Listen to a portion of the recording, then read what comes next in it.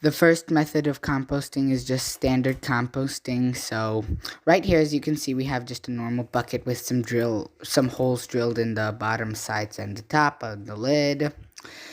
A very normal DIY composter. So then you take your food scraps. In this case, we have a watermelon rind. You open up your compost bin, as you can see here, and then once you have your compost bin open, you take your watermelon rind and you chop it into pieces, or whatever food scraps you have. You just chop them into pieces to make it easier to decompose, as you can see. And then once you have your pieces chopped up, you just take them and you put them inside your compost bin with your browns and your greens. Make sure to have browns and greens. Then you just mix it up, stir it up to get that air flowing in there so they decompose.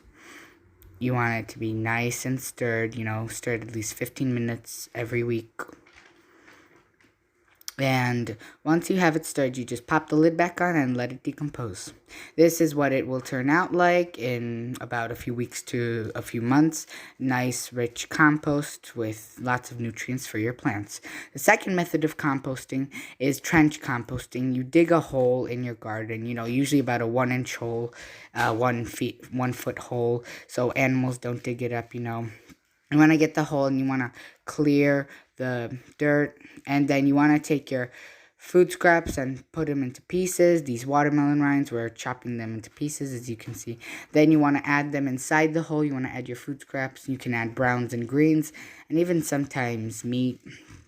And then once you have finished chopping up all your food scraps and you have finished adding them in here as such, and your compost, and you might have some worms as well, you cover it up with soil again, chop it up, get it nice on there so the animals don't dig it up.